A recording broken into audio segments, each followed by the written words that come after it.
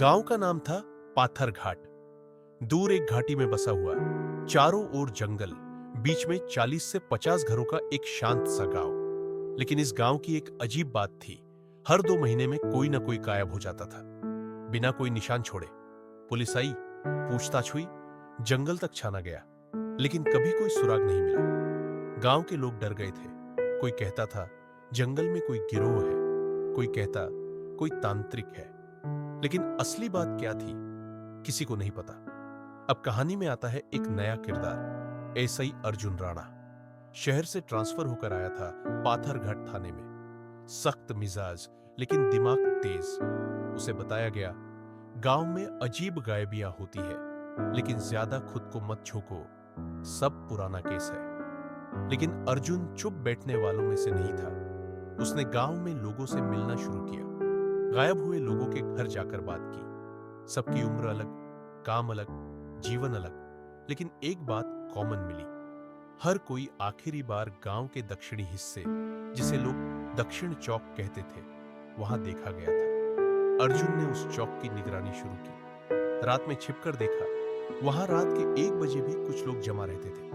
कुछ शराब पी रहे थे, कुछ आपस में धीरे धीरे बातें कर रहे थे। लेकिन एक आदमी हर बार सबके बीच में नजर आता। नाम था हरिराम। गांव में उसकी छवि एक सज्जन इंसान की थी। मंदिर का काम देखता था, समाज सेवा करता था, बच्चों को पढ़ाता था। लेकिन अर्जुन को उसकी हरकतें थोड़ी अजीब लगी। अर्जुन ने उस पर नजर रखना शुरू किया और एक रात उसने हरिराम को देखा। रात 2 बजे वो जंगल की तरफ गया, अपने पीछे एक बोरी खींचते हुए। अर्जुन चुपचाप उसका पीछा करने लगा। कुछ ही दूरी पर एक पुराना बोर्डिगा मिला, लकड़ी का छोटा गोदा। हरिराम वहां घुसा और दरवाजा बंद कर लिया। अर्जुन धीरे से पीछे से झांकता है और जो उसने देखा, उसकी सांसें थम गई। अंदर एक तहखाना था और वहां 2 लोग जिंदा बंद थे, हाथ पैर बंधे हुए। हरिराम किसी से फोन पर बात कर रहा था। 2 दिन में माल निकल जाएगा, बॉर्डर तक पहुंचा देंगे, बस रकम दोगुनी चाहिए। अर्जुन समझ गया, यह सिर्फ गायबियां नहीं थी, यह एक तस्करी का गिरोह था, इंसानों की तस्करी। वो चुपचाप कैमरे से सब रिकॉर्ड करता रहा। सुबह होते ही वो रिपोर्ट लिखने थाने गया, लेकिन वहां एक और झटका मिला।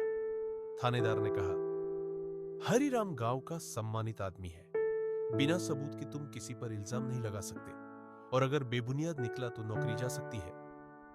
अब अर्जुन समझ गया कि यह अकेला हरिराम का काम नहीं था। गांव का पूरा सिस्टम, पुलिस, पंचायत और शायद कुछ बड़े लोग, सब इसमें शामिल थे। अर्जुन बिना कुछ कहे शहर लौटा। सीबीआई को सबूत दिए, वीडियो क्लिप, फोटो और गायब हुए लोगों की फाइल्स। 3 दिन बाद सीबीआई की टीम गांव पहुंची। गोदाम से 2 लोग जिंदा निकाले गए और 2 की लाश मिली। हरिराम, थानेदार, पंचायत के 3 मेंबर सब गिरफ्तार हुए। पूरे देश में खबर फैली, पाथर घाट, एक गांव जो मासूम चेहरों की आड़ में इंसान बेचता था। अर्जुन से पूछा गया, कैसा लगा इस केस को सुलझाकर? उसने बस मुस्कुराकर कहा, गांव बदलता नहीं है, बस चेहरों के पीछे की परछाई छुपी होती है। पिछले 6 महीनों में गांव भैरवपुर में 5 लोग गायब हो चुके थे। हर गायब हुए इंसान के घर पर एक कागज का टुकड़ा मिलता, सिर्फ एक लाइन होती थी, और वो भी कोड में। पहले लिखा था 13A 2L 3TX एक दूसरे पर। डायरी के नीचे की स्याही ही चीखती है, तीसरे पर। उसकी परछाई भी समय से तेज चलती है। गांव के लोग डर गए, किसी को कुछ समझ नहीं आता था। पुलिस ने केस को हैंडल करने के लिए 2 शहर से अफसर भेजे, इंस्पेक्टर वेदांत और साइबर एक्सपर्ट श्रेया। उन्होंने इन कोड्स को जोड़कर कुछ समझने की कोशिश की, और फिर उन्हें एहसास हुआ, ये हर कोड अगली किडनैपिंग का हिंट है। तीसरे कोड के आधार पर वेदांत पहुंचा गांव के मंदिर में। वहां से चौथा शख्स गायब हो चुका था, और उसके बैग के अंदर एक नई चिट्ठी। जो दिखता है वो अक्सर होता नहीं। अब शक की सुई घूमी गांव के एक अकेले रहने वाले आदमी पर। नाम था रवि। पेशे से पेंटर था, ज्यादा किसी से बात नहीं करता था। उसके घर से एक डायरी मिली जिसमें कोड जैसे शब्द लिखे थे। रवि को गिरफ्तार कर लिया गया। गांव में शांति आ गई। सबको लगा अब सब ठीक हो जाएगा। लेकिन 3 दिन बाद एक और किडनैपिंग हुई, और वही पुराना अंदाज, कोड में चिट्ठी। इस बार लिखा था, जिसे कैद समझा वो तो सिर्फ परछाई थी। वेदांत और श्रेया हैरान थे। जो इंसान जेल में था उसके जैसे ही हैंडराइटिंग फिर से मिली। अब कहानी ने मोड़ लिया। श्रेया ने रवि की फोटो को सरकारी डेटाबेस से क्रॉस चेक किया और फिर एक बात सामने आई। रवि का एक जुड़वां भाई था, रघु, लेकिन रिकॉर्ड में लिखा था रघु की बचपन में मौत हो चुकी है। क्या सरकारी रिकॉर्ड झूठे थे या कोई साजिश? इसी बीच एक ग्रामीण ने बताया कि कुछ सालों पहले रवि गांव से कुछ सालों के लिए गायब था। वो जब लौटा तब उसका व्यवहार बदल चुका था। अब शक ये था, क्या रवि और रघु ने अदला बदली की है? इसी दौरान जेल में बैठे रवि को देख वेदांत ने कुछ अजीब नोटिस किया। उसके हाथ पर एक पुराना टैटू था जो असली रवि के स्केच में नहीं था। श्रेया ने तुरंत फिंगरप्रिंट मैच कराया। जेल में जो बंद था वो असली रघु था। मतलब रवि आजाद था और अगली वारदात की तैयारी में था। अब पुलिस का पूरा फोकस रवि पर गया। इधर अगली चिट्ठी आई। सही को पकड़ना तब भी मुश्किल होता है जब वो तुम्हारा अक्स हो। वेदांत और श्रेया ने गांव में मौजूद सीटीवी, दुकानों, मोबाइल टावर लोकेशन सब मिलाकर आखिरी लोकेशन निकाली। पुराना स्कूल जो अब बंद हो चुका था। टीम जब वहां पहुंची तो अंदर 5 गायब लोग जिंदा मिले। एक कमरे में कैद, बेहोश लेकिन जिंदा। वहीं पीछे की दीवार पर लिखा था, अब छाया भी बच नहीं पाएगी। फिर एक बंद खिड़की से किसी की परछाई भागती दिखी। वेदांत ने गोली चलाई और कुछ देर बाद एक इंसान पकड़ा गया, रवि, असली रवि। अब जुड़वा भाई जेल में आमने सामने थे। पूछताछ में सच बाहर आया। रवि और रघु ने बचपन में ही एक गेम शुरू किया था, छाया बनो, एक दूसरे की पहचान चुराकर लोगों को भ्रमित करना। रवि कहता था, लोग चेहरों पर यकीन करते हैं, हमने वही चेहरा 2 बार इस्तेमाल किया। जब वेदांत ने पूछा, तुमने ये सब क्यों किया? रवि बस मुस्कुराया, सबने हमें नजरअंदाज किया था, अब सब देखेंगे। अब दोनों भाई उम्र कैद में है, लेकिन गांव वाले आज भी कहते हैं, रात के समय मंदिर की दीवार पर 2 परछाइयां दिखती है, एक सीधी और एक उलटी। कहानी शुरू होती है गांव चित्रगंज से। एक शांत छोटा सा गांव, लेकिन एक अनोखी बात के लिए मशहूर। हर घर में कोई ना कोई अद्भुत पेंटिंग लगी होती थी और सभी पेंटिंग्स एक ही इंसान की बनाई हुई थी, विक्रम। विक्रम गांव का आर्टिस्ट था। अकेला रहता था, थोड़ा गुमसुम लेकिन बहुत प्रतिभाशाली। उसकी बनाई हर पेंटिंग असल जैसी लगती थी। लोग उसे जादूगर कहते थे। लेकिन कुछ महीनों से गांव में एक अजीब बात होने लगी।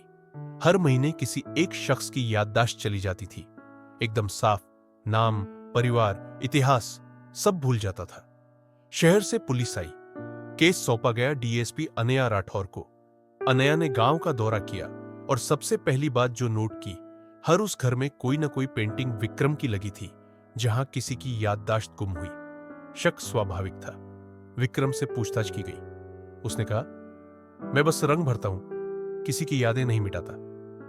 लेकिन बात यही नहीं रुकी। एक रात गांव के चौकीदार की भी याददाश्त चली गई और इस बार पुलिस को उसके घर की छत पर एक चिट्ठी मिली। हर चेहरा एक कहानी है और मैं उसे कैद कर चुका हूं। अनया को यकीन हो गया, विक्रम ही इसके पीछे है। उसने विक्रम को गिरफ्तार किया, उसके घर की तलाशी ली। लेकिन फिर एक अजीब चीज सामने आई। एक गुप्त कमरा जहां 9 पेंटिंग्स टंगी थी और वो सभी उन 9 लोगों की थी जिनकी याददाश्त जा चुकी थी। पेंटिंग्स इतनी असल लग रही थी कि ऐसा लगा मानो वो लोग वही हों। हर पेंटिंग में इंसान खुश था, मुस्कुरा रहा था, जैसे वो असली जिंदगी में कभी थे ही नहीं। अनया को लगा विक्रम मानसिक रूप से अस्थिर है। शायद वो किसी साइकोटिक अवस्था में लोगों को ड्रग देता है और फिर उनकी यादें मिटाकर पेंटिंग बना लेता है। मामला लगभग सुलझ चुका था, लेकिन तभी ट्विस्ट। एक रात अनया ने देखा, उसकी अपनी मां घर में रो रही है। कह रही थी, तू कौन है? मेरी बेटी तो 8 साल पहले मर चुकी थी। अनया चौंकी। वो दौड़कर अपनी फाइल्स के पास गई। उसने खुद के डॉक्यूमेंट्स, पुलिस आईडी, यहां तक की तस्वीरें चेक की। सब सही थे। लेकिन फिर उसने देखा उसके खुद के घर की दीवार पर भी एक विक्रम की बनाई पेंटिंग लगी थी। वो खुद की फाइल्स लेकर विक्रम के घर पहुंची। जेल में विक्रम को सामने बैठाकर बोली, क्या किया है तूने मेरे साथ? विक्रम मुस्कुराया, तुम कौन हो अनया? और फिर उसने जेब से एक पुरानी फोटो निकाली जिसमें विक्रम और अनया साथ में खड़े थे। अनया कैजुअल कपड़ों में, हाथ में ब्रश और पीछे एक पेंटिंग जिसमें विक्रम था। असलियत सामने आई। विक्रम असली पेंटर नहीं था, अनया ही विक्रम थी। 8 साल पहले विक्रम यानी अनया एक गंभीर मानसिक बीमारी से जूझ रहा था। एक दिन उसने अपनी पहचान खो दी और अपने ही बनाए किरदार अनया राठौर को असल समझ बैठा। उसने खुद को पुलिस समझा और विक्रम को एक किरदार बना दिया जो मासूम, चुप और अकेला है, वही जिसे उसने दिमाग से बाहर निकाल दिया था। हर बार जब किसी को अपनी पुरानी यादें दुख देती थीं, विक्रम यानी अनया उन्हें नई पहचान देता था। पेंटिंग में वो चेहरा कैद कर लेता था और दिमाग से भुला देता, यानी अनया जिसे सब समझ रहे थे कि वो केस सुलझा रही है, असल में वही केस थी। अब चित्रगंज की दीवारों पर लगी पेंटिंग्स नहीं हटाई जाती, क्योंकि वो सिर्फ कला नहीं है, वो भूत है उन चेहरों के जिन्हें दुनिया भुला चुकी है।